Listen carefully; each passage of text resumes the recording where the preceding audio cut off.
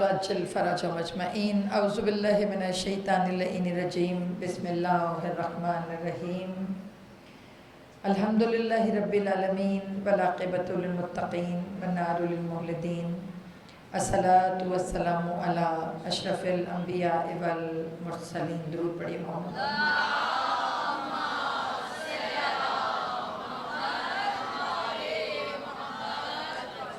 خیر المبشرین والمنذرین نبی المذنبین نبینا ابی القاسم محمد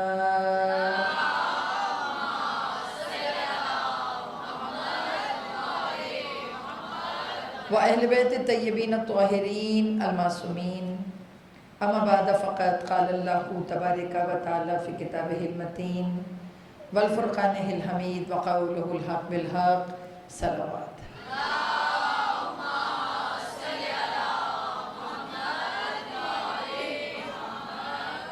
اپنی اپنی حاجات کی برابری کے لیے اور امام کے ظہور میں تاجیل کے لیے سب مل کر ایک مرتبہ بآواز بلند صلوات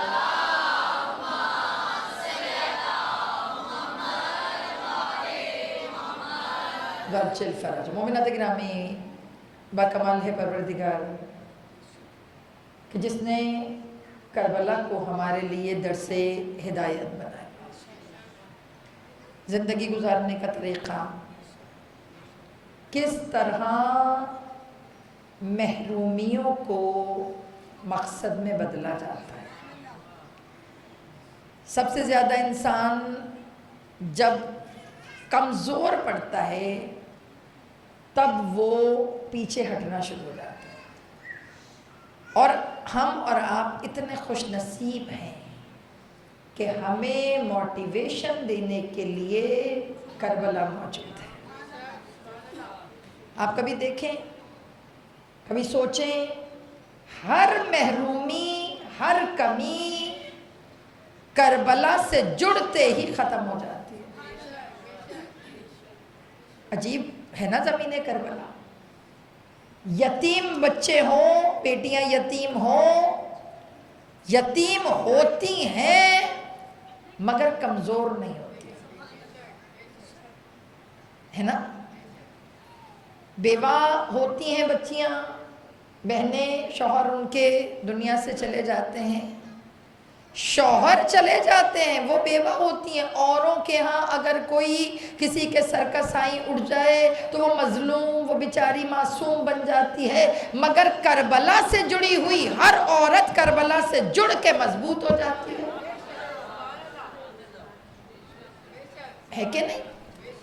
بہن کا بھائی دنیا سے جائے، بہنیں اپنے حساب سے اس کو لے کے چلتی ہیں، مگر جیسے ہی یہ غم جناب زینب سے متصل ہوتا ہے ہمیں اپنا چھوٹا لگنے لگتا ہے، اور اہل بیت کا غم اس کے آگے بہت بڑا۔ بڑے عرصے کے بعد مجھے غربت سمجھ آئی۔ مجھے لگتا تھا غریب وہ ہے کہ جس کے پاس مال نہیں ہے، گھر نہیں ہے، دولت نہیں ہے، مگر بہت عرصے کے بعد سمجھ میں آیا کہ غربت اور غریبی وہ ہے کہ جن کے پاس سوچنے کے لیے حسین نہیں ہے۔ ہاں، جن کے پاس سوچنے کے لیے ذکر امام حسین اور مولا حسین نہیں ہے۔ اب سمجھ میں آیا کہ غریب ہوتا کون ہے کہ جس کو راہ دکھانے کے لیے کربلا موجود نہ ہو۔ سمجھ رہے ہیں؟ اللہ بندے سے کیا چاہتا ہے؟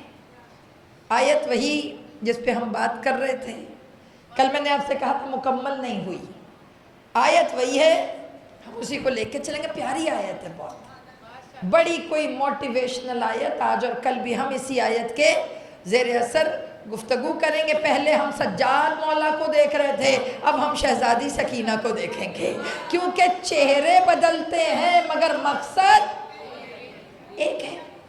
مقصد ہے کہ دو مجلسیں آج اور کل ہم نے بی بی سکینہ کو ہدیہ کرنی ہے۔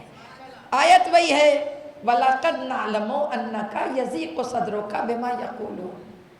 اے میرے حبیب، بے شک ہم جانتے ہیں کہ یہ لوگ جو باتیں کرتے ہیں آپ کے دل پر بڑی ہی گراں گزرتی ہیں، آپ کو ذکر دیتی ہیں، آپ کو پریشان کرتی ہیں۔ اللہ کہہ رہے فَسَبِّحْ بِحَمْدِ رَبِّكَ، اے میرے حبیب اپنے رب کی تسبیح کر اور اپنے رب کی حمد کر، وَكُن مِّنَ السَّاجِدِينَ، اور سجدہ کرنے والوں میں سے ہو جا، اور اس کے بعد وَأُعْبُدْ رَبَّكَ حَتَّى يَأْتِيَكَ الْيَقِينُ، اور عبادت کر اپنے رب کی حتیٰ کہ تو یقین کی منزل تک جا پہنچے۔ درود پڑھیے محمد۔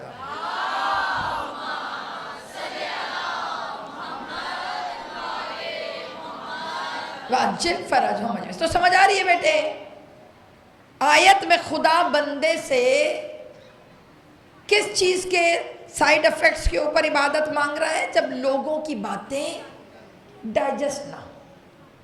کبھی آپ نے غور کیا اللہ قرآن میں باتیں کرنے، زبان چلانے اور زبان سے لوگوں کو تکلیف پہنچانے کے کتنا خلاف ہے؟ قرآن میں اللہ نے یہ جو جملے ہیں کہ اے میرے حبیب مجھے پتہ ہے ان کی باتیں تمہارے دل پہ بہت بھاری گزرتی ہیں، تو حبیب تم نے کیا کرنا ہے؟ معاملہ میری کوٹ میں ڈال دینا ہے۔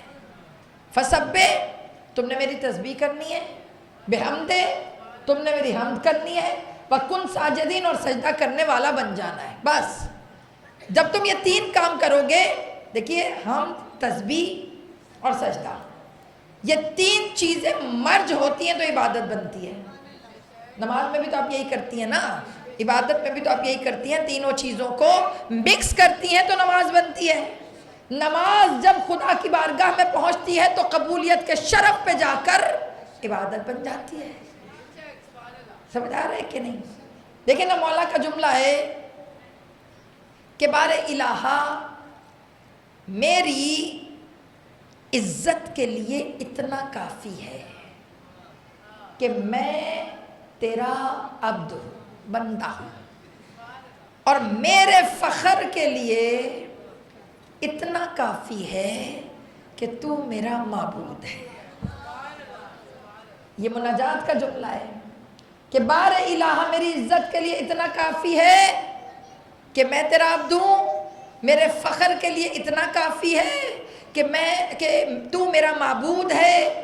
اس کے بعد والی جو لائن ہے بڑی کوئی سخت ہے بھائی۔ یہ لائن میں اگر بحیثیت ریڈر پڑھوں، بحیثیت ریڈر اپنے لیے نہیں پڑھ رہی، صرف ریڈ کر رہی ہوں، ریڈ بھی کروں تو بیٹا مجھے حق نہیں ہے کہ میں یہ لائن پڑھوں، معذرت چاہتی ہوں۔ یہ احسان ہے اہل بیت کا کہ انہوں نے اپنے جملے ہمیں پڑھنے کی اجازت دی ہے، ورنہ ہماری اوقات نہیں ہے کہ مولا کائنات اور امام زین العابدین کے جملوں کو زبان سے ادا کریں۔ جملہ سنیں، بار الہا تو بالکل ویسا ہے جیسا میں نے چاہا۔ یہ جملہ میں ابھی پڑھ رہی ہوں، صرف کہہ رہی ہوں، میرے گوز بم کھڑے ہو رہے ہیں۔ یہ کیسے کہہ رہے ہیں ہم یہ جملہ؟ ہماری اوقات، ہماری حیثیت، ہماری اتنا فہم، اتنی معرفت نہیں ہے کہ ہم خدا سے کہیں کہ پروردگارا تو بالکل ویسا ہے جیسا میں نے چاہا۔ سیکنڈ پارٹ آف دا آیت مناجات، یہ جملہ ہمارے لیے ہے، بار الہا تو بالکل ویسا ہے جیسا میں نے چاہا، بار الہا تو مجھے بھی ویسا کر دے جیسا تو چاہتا ہے۔ یہ جو دوسرا والا حصہ ہے نا کہ تو مجھے بھی ویسا کر دے جیسا تو چاہتا ہے، تو بیٹا یہ جملہ سوٹ کرتا ہے ہمیں، ہم یہ بولیں نا ہمیں اچھا لگتا ہے کہ پروردگار تو ہمیں ویسا بنا دے جیسا تو چاہتا ہے۔ ہم تو بن نہیں پا رہے، اللہ اسٹرگل بھی کر لی، اللہ عبادت بھی کر لی، اللہ نماز بھی پڑھ لی، اللہ تو مجھے ویسا بنا دے جیسا تو چاہتا ہے۔ میں بن نہیں پا رہی جیسا تو چاہتا ہے، تو بنا دے۔ سمجھ آ گیا؟ مگر میری جان، اس کے اوپر والی لائن، تو بالکل ویسا ہے۔ کیسا بھائی؟ جیسا میں نے چاہا۔ اگر مولا علی یا امام زین العابدین یا باقی ائمہ ایون وہ یہ جملہ کہیں، ان کی زبان پہ جچتا ہے، میری اور آپ کی زبان پہ ایک جج کیوں نہیں رہا؟ سوال پوچھ رہی ہوں، اندر کی بات بتاؤ، اپنی کر رہی ہوں، آپ کی نہیں۔ بیٹا ہم نے دماغ میں کوئی ٹارگٹ سیٹ ہی نہیں کیا ہوا کہ خدا ہے کیسا۔ مجھے بتائیں، ہم نے کبھی سوچا بار الہ تو بالکل ویسا ہے جیسا میں نے چاہا؟ میں نے سوچا ہو تو میں یہ جملہ کہوں کہ تو ہے ویسا؟ ہمیں پتہ ہی نہیں خدا ہے کیسا۔ تبھی تو ہماری نمازوں میں کیفیت نہیں آ رہی، ہماری عبادات میں سرور نہیں آ رہا۔ ایک عارف کا جملہ دے رہی ہوں، کہا ہم عبادت کو عادتاً کرتے ہیں، عارفاً نہیں کرتے۔ عادتاً، روٹین، نماز پڑھ لو، نماز پڑھ لو، نماز پڑھ لو۔ بیٹا یہ روٹین والی عبادت، فکر، یہ بھی ثواب ہے، میں یہ نہیں کہہ رہی کہ ٹینشن نہ لو، لیکن میری بچیوں ایک بات بتاؤں، ہمیں نماز کی لگن سے زیادہ ٹینشن ہوتی ہے۔ سوچیں نا اپنی فیلنگز کو خود، بیٹا مجھے تھوڑی پتا، میں آپ کے مسلح پہ تھوڑی بیٹھی ہوں، اپنے اندر میں بولتی جا رہی ہوں، آپ تولتی جائیں۔ ایک پلڑے میں وہ مولا حسین نہیں کہتے تھے کہ میری ہر مجلس مومن کے لیے میزان ہوتی ہے، وہ ایک میں ذکر رکھتا ہے، دوسرے میں خود کو تولتا ہے۔ اہل بیت کا ذکر ہمارے لیے میزان ہے۔ میں اپنی بات کر رہی ہوں، مجھے تو نماز کی بھائی ٹینشن ہوتی ہے، ابھی نہیں پڑھی، جلدی کر لو، جلدی پڑھ لو، جلدی کر لو، ہے اللہ بھی رہتی ہے نماز، اللہ میں نے سب کر لیا ابھی نماز نہیں۔ ایسا بھائی، ایسا لگتا ہے کہ جو پیچھے ڈنڈا لے کر معذرت کے ساتھ ہمارے پیچھے ہے کہ نماز پڑھو، اور پھر پڑھ بھی لیتے ہیں، اور پڑھنے کے بعد بھی بہت دفعہ دھیان آتا ہے پڑھی کہ نہیں پڑھی۔ پتا چلا ایک روٹین تھی، ایک عادت تھی، جسے پورا کر لیا، تھکنا نہیں ہے میرے ساتھ ہیں۔ آج میں نے کیونکہ آج میں تھوڑا اپنی اور آپ کی بات کروں گی۔ آیت یہی ہے نا، فَسَبِّحْ بِحَمْدِ رَبِّكَ، کہ تسبیح کر، حمد کر، پھر تو سجدہ کرنے والوں میں سے ہو جا۔ کون سا سجدہ کرنے والا چاہیے؟ سید الساجدین میں نے پڑھ دیا کل۔ آج میں اپنی آپ کی بات کروں گی کہ سمجھو خدا چاہتا کیا ہے آپ سے۔ میری بچیاں بیٹھی ہوتی ہیں نا بیٹا تمہیں سمجھانے کے لیے۔ اب جو ہم بات کر رہے ہیں ٹینشن، آیت اللہ بہجت کا جملہ دوں۔ آیت اللہ بہجت کہتے ہیں، جیسے یہ سننے مزہ آئے گا آپ کو، کہتے ہیں جیسے تمہیں پیاس لگتی ہے نا، ایسے نماز لگنی چاہیے۔ جو عشق سے پڑھتے ہیں نا انہی کو پتا ہے، میری آپ کی تو بڑی ایمرجنسی والی نماز ہے بھائی، باجی ذرا ہے نماز پڑھ لوں، میں نے نماز نہیں، یہ اللہ اکبر، یہ جا وہ جا، ہم فارغ۔ لیکن جو اندر سے اتر کے پڑھتے ہیں ان کے اسٹائل اور ہوتے ہیں۔ انہوں نے کہا جیسے تمہیں پیاس لگتی ہے ایسے تمہیں نماز لگنی چاہیے۔ نماز جیو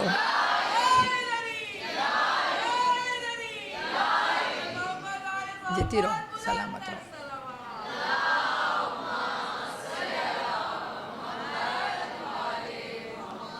جیسے پیاس لگتی ہے ایسے آپ کو نماز لگے۔ ابھی مستحب روزے رکھ رہے ہیں نا، جو جیسے ہم نے غدیر پہ رکھا، ہم نے مباحلہ پہ رکھا، یہ جب روزے رکھے ٹکا کے گرمی تھی میری جان، میلاد میں بھی گئے، میلاد پڑھے بھی، میلادوں میں ہو کے بھی آئے، اس کے بعد شام کو جب غشی کی حالت میں روزہ کھولا، ایک گلاس پانی اندر اترا نا، تو بیٹا جہاں جہاں گیا وہاں پتہ چل رہا تھا کہ شربت پیا ہے، پانی پیا ہے، ایک ایک رگ میں اس کا احساس ہو رہا تھا کہ اللہ یہ روزہ کھولا ہے۔ ایک گلاس پانی اندر اترتا گیا، آپ کے اندر طاقت آتی گئی۔ پتہ چلا جیسے ایک گلاس پانی آپ کے بدن میں گزر رہا ہو، آپ کو پتہ چلتا ہے عبادت الہیہ بھی ایسی ہو کہ جب سجدے میں سر رکھو تو اٹھانے کو دل نہ چاہے. میرے آپ کی تو سانس ہی اکھڑنے لگتی ہے. طویل سجدے تو بڑی دور کی بات. 3 دفعہ سبحان ربی اللہ سبحان ربی اللہ ادھر پڑھا، 4تھی دفعہ یوں کر کے سانس لیتے ہو. کہاں سے طویل سجدے کرو گے معذرت کے ساتھ؟ ابھی جب ہم اعمال کرتے ہیں نا عاشور کے، تو اس میں دعا ہوتی ہے نا، سجدے میں سر جھکا کے دعا پڑھیں. شب قدر میں سجدے میں جو دعا آپ لوگ پڑھتے ہیں، اکثر گھر میں ایسا ہوتا ہے کہ میں سارے بچوں کو لائن سے کھڑا کر کے بٹھا کر، تو میں ان کو پیچھے کھڑے ہو کے میں بولتی ہوں، وہ لوگ پڑھ رہے ہوتے ہیں. مطلب اب سجدے میں ہے نا، تو بس دیکھ کے کیسے پڑھیں، تو میں ساتھ ساتھ پڑھتی جاتی ہوں. یقین مانے آدھے صفحے کی دعا ہے، اس میں 6 دفعہ اٹھ کے دیکھتے ہیں کہ ختم ہوئی کہ نہیں ہوئی، اماں کے صفحے تو نہیں پلٹ رہی ہیں معذرت کے ساتھ. یعنی یہ ہمارے سجدوں کا عالم ہے کہ ہم اگر سجدے میں چلے جائیں تو اگلی ٹینشن شروع ہو جاتی ہے، ختم کب ہوگا. صحیح ہے. اب نماز کوشش کریں کہ ٹینشن نہ ہو، بلکہ نماز لگے. ایسے لگے کہ جب پڑھیں تو روح کے اندر عبادت کا حق اترتا چلا جائے.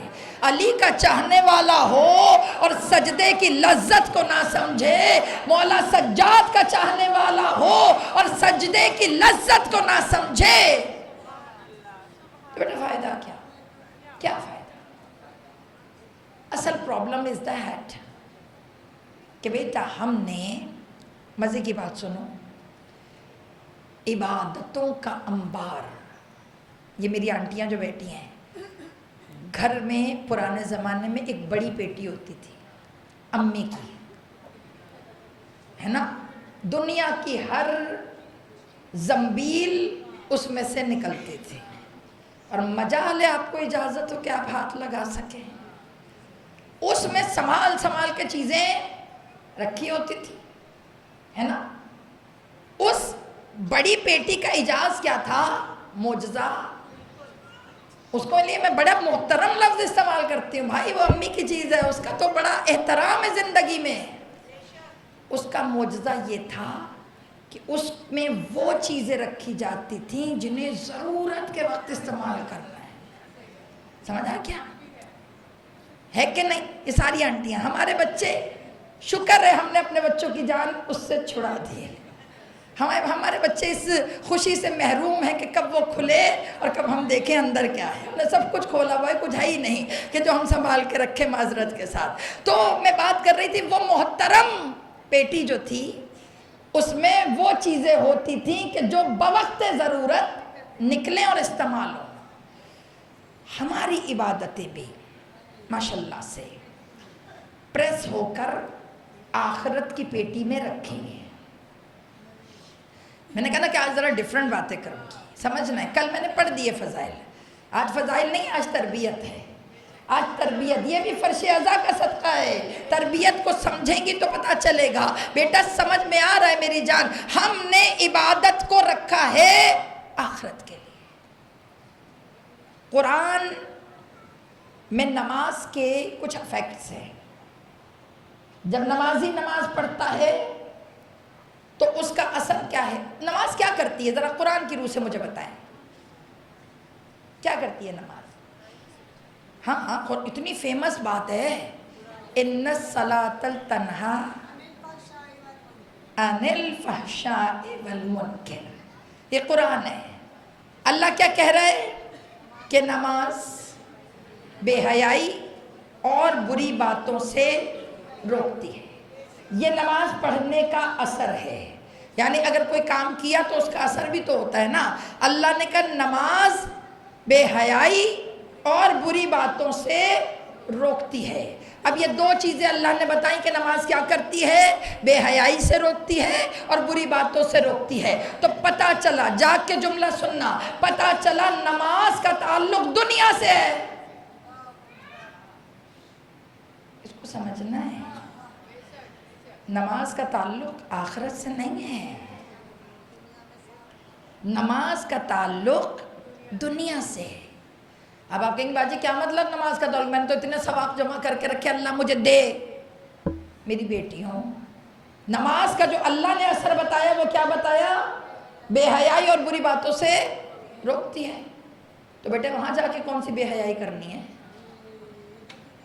نہیں. مر کے کون سی بے حیائی، مر کے کون سی فحاشی، مر کے کون سی بری بات؟ وہاں کون سی بری بات ہے، وہاں کون سی بے حیائی ہے، وہاں کون سی فحاشی ہے؟ سمجھ آ رہی ہے؟ وہ روکتی وہاں جس کو وہاں کے لیے رکھا ہے. بیٹا وہاں اس کی ضرورت ہی نہیں ہے، اس کی ضرورت تو یہاں ہے. اس کی ضرورت تو ادھر ہے، اس دنیا میں اس کی ضرورت ہے. فحاشی، بے حیائی، بری بات، اس کا تعلق تو دنیا سے ہے. سمجھ آ رہی ہے؟ یہاں کے لیے یہ نماز، وہاں کے لیے ادھر. دیکھو میں ایک بات بتاؤں، میں نے ابھی عرض کیا نا وہاں کون سی بے حیائی؟ میری جان وہاں اتنی ہی فحاشی ہوگی جتنے فحاش ہم دنیا میں ہیں. یہ سخت جملہ ہو گیا، زیادہ ہو گیا. زیادہ نہیں ہے، اصلیت ہے یہ. جتنی بے حیائی ہم دنیا میں کر رہے ہیں وہاں ہم اتنے شو ہوں گے. جتنی فحاشی ہم دنیا میں کر رہے ہیں وہاں اتنے نظر آئیں گے. یہ دنیا ہی کا ایڈوانٹیج ہے بیٹے کہ یہاں پردے پڑے ہوئے ہیں. اے اللہ، دعائے کمیل کا جملہ مولا کا کہ پروردگار تو نے میرے وہ عیب چھپا لیے جو مجھ میں ہیں، تو نے میری وہ خوبیاں عام کر دی جو مجھ میں نہیں ہیں. پتا چلا یہ والا ایڈوانٹیج یہی دنیا کے لیے ہے. وہاں پہ اللہ نہ پردے ڈالے گا نہ عیب چھپائے گا. وہاں یوں چھٹ کھل کے سامنے جو یہاں اندر سے ہیں وہ وہاں باہر نظر آ جائیں گی. وہ وہاں پتا چلے گا کہ یہ باجی آپ ایسی تھیں، یہ تو میں نے دنیا میں آپ پہ پردے رکھے ہوئے تھے ورنہ اندر سے تو آپ ایسی تھیں. مرنے سے پہلے تھوڑا سا سیلف انالیسس، خود کو دیکھو، خود کو پڑھو، خود پہ کام کرو. دیر نہیں ہوتی. خدا کی بارگاہ کا کمال یہ ہے کہ اس کی بارگاہ میں کبھی دیر نہیں ہے. جب آ جائیں وہ باہیں پھیلا کے اپنی رحمت کے سائے میں لے لیتا ہے.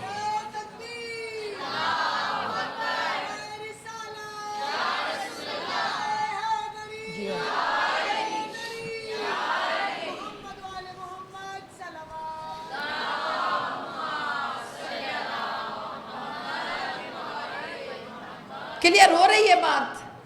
سمجھ آ رہی ہے؟ نماز کا کام کیا ہے؟ بے حیائی اور بری بات سے روکنا. افیکٹو کہاں پر ہے؟ یہاں پر دنیا میں. کبھی آپ غور کرو میرا بیٹا، جتنے فروع دین ہیں سب کا تعلق دنیا سے ہے. ہم نے سب کو اٹیچ کیا ہوا ہے آخرت سے. سمجھ آ رہا ہے؟ فروع دین جتنے ہیں سب دنیا میں افیکٹو ہونے چاہیے. نماز دنیا، بے حیائی بری بات، یہی ہو گیا.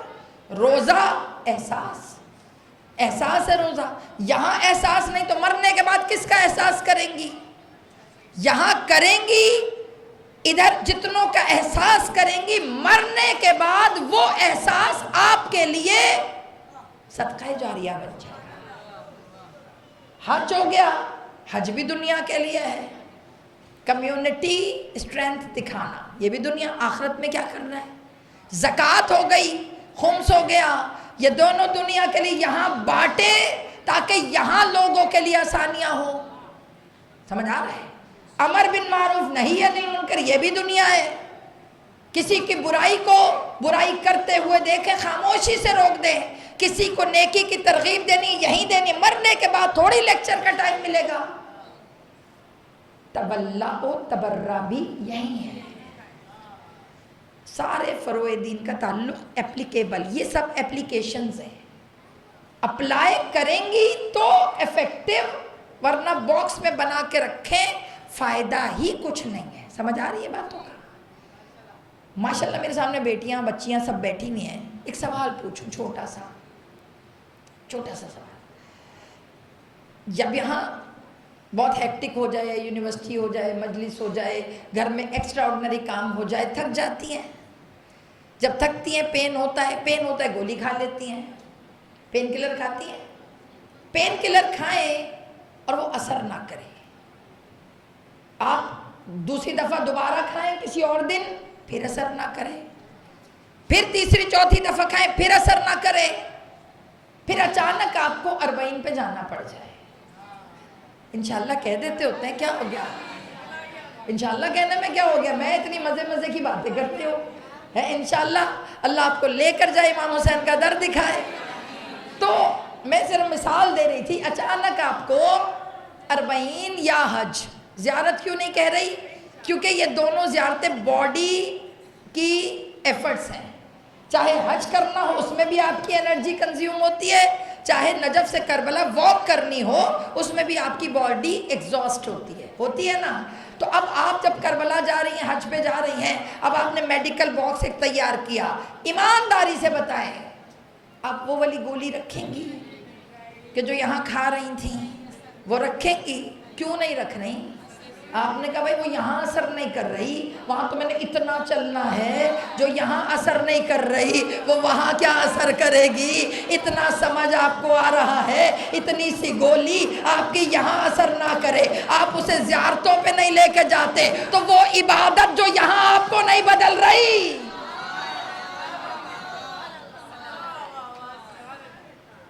کہاں کھڑی ہیں، کدھر کھڑی ہیں؟ جو عبادت یہاں افیکٹو نہیں ہے اس کو امی والی پیٹی میں رکھا ہوا ہے آپ نے کہ وہ آخرت میں کھلے گی، تو بیٹا اس آخرت کا کریں گی کیا کہ جو یہاں کام نہیں آ رہی، بیٹا یہاں خود کو اہل بیت کے نقش قدم پہ چلائیں تاکہ وہ عبادتیں جو آپ یہاں کر رہی ہیں وہ یہاں چہروں پہ نظر آئیں، وہاں اعمالوں میں نظر آئیں۔ اہل بیت سے جو جڑ جاتا ہے نا بیٹا وہ اسے فقیر نہیں رکھتے، بڑا امیر کر دیتے ہیں، امیر کر دیتے ہیں میری جان۔ یہ جو ہم باتیں کر رہے ہیں نا، اللہ بندے سے زیادہ کچھ چاہتا ہی نہیں چاہتا۔ اللہ کہتا ہے تم خالص کرو۔ اب سوال جو میں نماز پڑھتی ہوں وہ قبول ہوئی یا نہیں ہوئی، کوشچن از دیٹ کہ میں جو نماز پڑھی ہوں وہ قبول ہے یا نہیں ہے، مجھے کیسے پتا چلے گا؟ اللہ نے کہا تو خود کو دیکھ، بری باتوں سے رک گئی تو قبول، فحاشی کم ہو گئی تو قبول، ختم نہیں کہہ رہی، آہستہ آہستہ ہوگی میری جان، بے حیائی کم ہو گئی تو قبول، کیونکہ جس پہ اثر ہو رہا ہوتا ہے اس پہ افیکٹس نظر آتے ہیں۔ آپ 150 روپے کی کریم نہیں خریدتی جب تک وہ آپ کا چہرہ منور نہ کر دے، جب تک اس کا اثر نہ ہے دوبارہ لگاتی نہیں ہے، نہیں میں نہیں، دفعہ کرو، خراب ہے۔ روز خدا کی بارگاہ میں پہنچ جاتی ہیں، روز کھڑی ہو جاتی ہیں اللہ کی بارگاہ میں یہ نہیں کہہ رہی کھڑی نہ ہو، اس طرح کھڑی ہو جیسے خدا چاہتا ہے، جیسے اللہ چاہتا ہے۔ اللہ بندے کو خود سے جوڑنا چاہتا ہے۔ بیٹا یہ جو فسبح بحمد ربک کا ہے نا، یہ حق کے شکرانہ نعمت ہے، جو خدا نے تمہیں نعمتیں دی ہیں نا، یہ عبادتیں اصل میں اس کا شکرانہ ہے۔ شکر کرو گے تو معرفت ہوگی، جب شکر ہی نہیں کرو گے تو معرفت کہاں سے آئے گی؟ ذہنوں کو خدا سے جوڑنا ہے۔ آپ کون سا میری جان اپنی جیب سے عبادت کر رہی ہیں؟ جملہ سمجھاؤں گی، میں یہ سمجھاؤں گی۔ آج میں نے سارا عبدو ربہ کا پڑھا ہے، صرف یہ میں نے کہا تھا نا آیت وہی لے کے چل رہی ہوں، لیکن یہ باتیں ہم نے پچھلے 4 دنوں میں نہیں کی ہے۔ یہ آپ کون سا جیب سے کر رہی ہیں عبادت؟ آپ کو پتہ ہے وہ پہلے آپ کو دیتا ہے، پھر وہ آپ سے ریکوائرڈ کرتا ہے کہ اب کرو۔ صحت دیتا ہے تو نماز پڑھواتا ہے، طاقت دیتا ہے تو نماز پڑھواتا ہے۔ سمجھ آ رہی ہے؟ طاقت ہے تو کھڑی ہو کے پڑھیے، جوان ہیں تو ساتوں اعضائے سجدہ زمین پہ لگیں۔ اب طاقت بھی ہے، صحت بھی ہے، تو اللہ کہہ رہے صحیح طرح پڑھ۔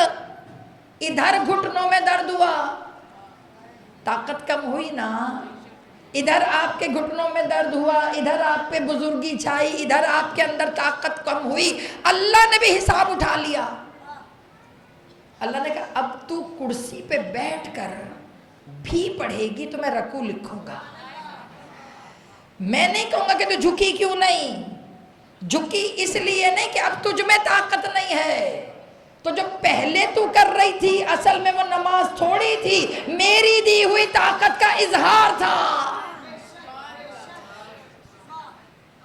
ہمارے ساتھ نا اربعین پر ایک عالم دین ہوتے ہیں، ان کی نا کمر یوں ہے بالکل بینڈ ایسے، مطلب یوں جھکی ہوئے نہیں، بزرگی سے، آرام، کوئی 90s میں ہوں گے۔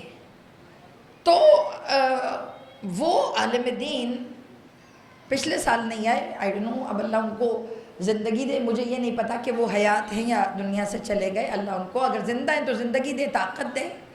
ان کا ایک جملہ میرے دماغ میں فکس ہے، وہ جملہ میں آپ سے شیئر کروں۔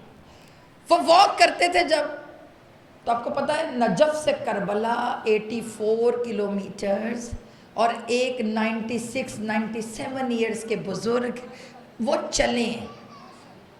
جب کوئی ویل چیئر جوان لے کے آ جاتا تھا، کہتے تھے آقا صاحب آپ اس پہ بیٹھیں، ہم آپ کو تھوڑا سا لے جاتے ہیں، تقریباً 2-3 کلومیٹر اس پہ بیٹھ جائیں، پھر اتر جائیں، پھر چل لیں۔ 1 منٹ کو ویل چیئر پہ نہیں بیٹھتے تھے، 1 منٹ کو نہیں بیٹھتے تھے۔ جب وہ ویل چیئر پہ نہیں بیٹھتے تھے، ایک دن ہمارے جو گروپ میں مولانا صاحب تھے، انہوں نے کہا قبلہ صاحب بیٹھ جایا کریں، کیوں نہیں بیٹھتے؟ شکرانہ بتا رہی ہوں۔ انہوں نے کہا میں اس راستے پہ اس لیے چلتا ہوں تاکہ چلتا رہوں۔ مجھے جملہ سمجھ ہی نہیں آیا پہلے کہ کہہ کیا رہے ہیں، کہتے میں اس لیے چلتا ہوں تاکہ چلتا رہوں، مجھے کسی کی ضرورت نہ پڑے۔ پتہ چلا اہل بیت سے ڈیل کرے، خدا سے ڈیل کرے، اللہ میں رکوع پراپر کروں گی، اللہ میں سجدہ پراپر کروں گی، تو مجھے کبھی محتاج نہ کرنا۔ پہلے لوئل ہو کے عبادت کرے، خدا بھی محتاج نہیں کرتا۔ ڈیل کریں اللہ سے، ڈیل کریں، وعدہ کریں، کچھ پرومسز کریں، سمجھ آ رہا ہے؟ آپ اس سے ڈیل کریں، وہ آپ سے کر لیتا ہے، وہ آپ کو پہلے دیتا ہے پھر لیتا ہے۔ سمجھ آ رہی ہے؟ طاقت دی تو نماز مانگی، صحت لی تو پوری فارمیلٹیز آف نماز اٹھا لی۔ اب آپ بستر پہ لیٹ کے بھی پڑھیں گے تو اللہ نماز لکھے گا، اسے شکایت نہیں ہے آپ سے کہ آنکھوں کو جھپکا کر آپ نے اگر رکوع کی دعا پڑھ لی تو اللہ رکوع لکھتا ہے۔ روزہ بھی ایسا ہی ہے، جب تک ماشاءاللہ صحت مند ہے روزہ رکھیے، مگر جب کوئی پیشنٹ بن جاتا ہے، ادھر صحت اٹھائی ادھر روزہ بھی اٹھا لیا، بس تم متعام دے دو ہم تمہارا روزہ لکھیں گے، ہے کہ نہیں؟ حج بھی اللہ نے کہا پہلے پیسے دوں تو کرنا، نہیں پیسے تو مت کرنا۔ مجھے بتائیں کون سا احسان کر رہی ہیں اللہ پہ؟ خمس بھی تبھی ہے جب بچت ہے، سیونگ نہیں تو مت کرو۔ آئے ہائے، سمجھ آ رہی ہے؟ آپ نہیں کر رہی، اللہ کروا رہا ہے، اللہ دے رہا ہے تو کر رہی ہیں، اس لیے کرتی رہے، اس لیے کہ خدا محتاج نہ کرے، اس لیے جتنا کر سکتی ہیں اتنا کریں، اس میں ڈنڈی نہ ماریں۔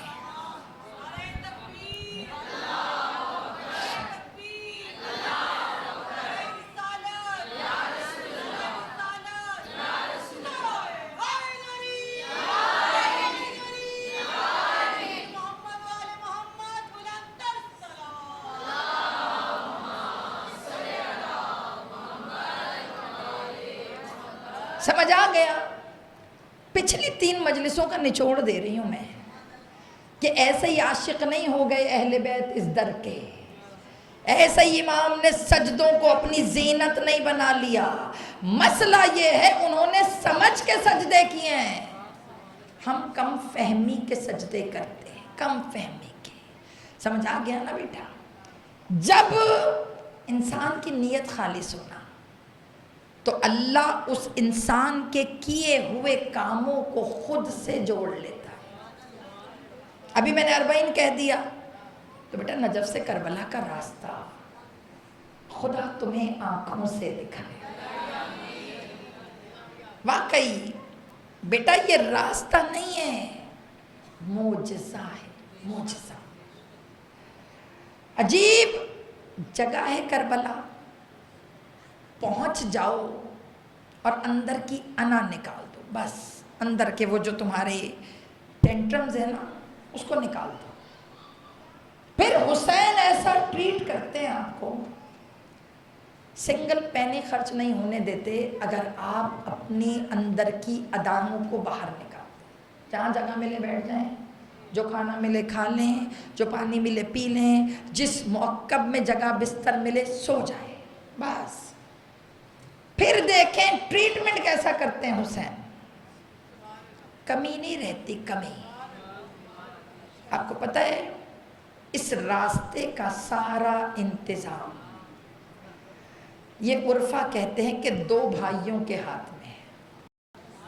کروڑوں بندوں کو مینج کرنا اتنا آسان تھوڑی ہے، نوکر ہم جیسے ہوتے ہیں مگر مینجمنٹ کوئی اور کر رہا ہوتا ہے۔ جانتے 2 بھائی پورا راستہ مینج کرتے ہیں، وہ 2 بھائی کون ہیں؟ ایک حضرت عباس اور ایک خود مولا حسین علیہ السلام۔ پوری آبزرویشن علماء کہتے ہیں جنہوں نے دیکھا ہے بیٹا ان کو ہماری آنکھیں نہیں ہیں جو ہمیں نظر نہیں آتا، جن کو نظر آتا ہے۔ پوچھا کیا مطلب؟ کہا پانی کا سارا انتظام عباس کرتے ہیں اور کھانے کا سارا انتظام حسین۔ بخدا روتے روتے دعا کرو، ایک دفعہ ضرور زندگی میں، ایک دفعہ 40 ضرور کرنا، چاہے 1000 زیارتیں کی ہوں، 40 ایک طرف اور باقی ساری زیارتیں بیٹے ایک طرف، ایک دفعہ جانا ضرور۔ ابھی جو میں نے جملہ کہا خدا تمہیں لے کر جائے، بیٹا 1 منٹ کو بھی تم سوچو کہ تمہیں بھوک لگ رہی ہے، تمہیں پیاس لگ رہی ہے، ایسا ہو نہیں سکتا کہ کوئی تمہاری میزبانی کے لیے نہ کھڑا ہو۔ کھڑے ہوتے ہیں، اتنا وافر کھانا پینا۔ آپ سوچ رہے ہوں گے میں کھانے پینے میں کیوں بات کر رہی ہوں؟ بیٹا پتہ کیوں؟ علماء کہتے ہیں کہ اس راستے پر اگر کسی بچے یا بچی کو بھوک لگے نا تو اس کی ماں کو یہ نہ کہنا پڑے کہ بیٹا صبر کرو ابھی کھانا نہیں ہے۔ مجھے نہیں پتا بیٹے، میری بات سننا، اس کو سمجھنا، یہ راستہ عام راستہ نہیں ہے۔ مجھے نہیں پتا کہ کس طرح ایک 4 سالہ بچی پنجوں کے بل چلتی ہوئی، ایک رسن میں 12 گلے، وہ 4 سالہ بچی کیسے گزر گئی۔ مجھے نہیں پتا کہ کس طرح گزری، کہ تھوڑی تھوڑی دیر بیٹھ کر پیروں میں سے کانٹے نکالتی تھی اور رو کے ایک کٹے ہوئے سر کو دیکھ کے کہتی تھی چچا ابا عزادارو یہ پہلا سفر ہے سکینہ کا اپنے بابا کے بغیر۔ جو پیرنٹس کے ساتھ جانے کے عادی ہوتے ہیں نا، اماں ابا کے ساتھ، بیٹا ان ماؤں کے، ان بچوں کے نخرے ماں باپ اٹھاتے ہیں۔ عزاداروں پہلا سفر، پہلے گھر سے کب نکلی تھی؟ 28 رجب کو مدینے سے نکلی تھی۔ جب مدینے سے نکلی تھی نا تو بیٹا انداز ہی اور تھا سکینہ کا۔ خدا تمہارے ناز اٹھانے والے بابا سلامت رکھے۔ عزاداروں محمل جو بی بی کی تھی، جو محمل کے بارے میں لکھا ہے، کب مخمل کی بنائی حسین نے، کہ جب کسی نے سوال کیا یہ کس کی محمل ہے تو مولا حسین نے کہا میری شہزادی سکینہ کی۔ پتہ چلا شہزادی سکینہ ابھی 3.5 برس کی ہیں مگر بابا ایسے لے کے چل رہے ہیں جیسے کوئی شہزادی جا رہی ہو۔ گود میں عباس نے بٹھایا، انہوں نے محمل میں بٹھایا۔ عزاداروں بچیاں بیٹھی ہیں نا بیٹے، جن بچیوں کو ناز اٹھوانے کی عادت پڑ جائے نا بیٹے وہ ویسے ہی شہزادیاں بن جاتی ہیں. انہیں پتہ ہے آدھی زبان سے کہوں گی بھائی آ جائے گا, آدھی زبان سے کہوں گی بابا آ جائیں گے. یہ ہم سارے جو ناز اٹھوا رہے ہیں نا یہ حسین کی اسی سکینہ کا صدقہ ہے جو کربلا سے شام تک تماچے کھاتی ہوئی دونوں ہاتھ رخساروں پر کبھی رو کے کہتی تھی بابا, کبھی رو کے کہتی تھی چچا عباس. وہ جو کربلا کا راوی ہے وہ کہتا ہے عجیب انداز تھا. یہ بچی محمل پہ چلتی تھی, کہا تھوڑی دیر کے بعد تھک جاتی تھی, پردہ اٹھا کے کہتی تھی بابا سکینہ تھک گئی. کہا جیسے ہی کہتی تھی نا بابا سکینہ تھک گئی ویسے ہی حضرت عباس جا کے امام حسین سے کہتے تھے آقا زادی شہزادی تھک گئی. کہا جیسے ہی کہتے تھے تھک گئی قافلہ رک جاتا تھا. کہا قافلہ روک دو, سکینہ تھک گئی ہے. قافلہ رک جاتا تھا, بی بی اشارہ کرتی تھی تو قافلہ چلتا تھا. اب تمہارے حوالے جملہ کروں, وہ راوی کہتا ہے جسے مدینہ سے کربلا تک میں نے ناز اٹھواتے ہوئے دیکھا, مگر جب 11 محرم کو کربلا سے گئی عزاداروں راستے میں تماچے پڑتے رہے. کبھی ناقے سے گری, کبھی رو کر کہا ہائے میرے غریب چچا. آج اسی سکینہ کا ذکر رو کر کہو ہائے سکینہ, آپ کی غربت کا پرسا الا لعنت اللہ علی القوم الکاذبین.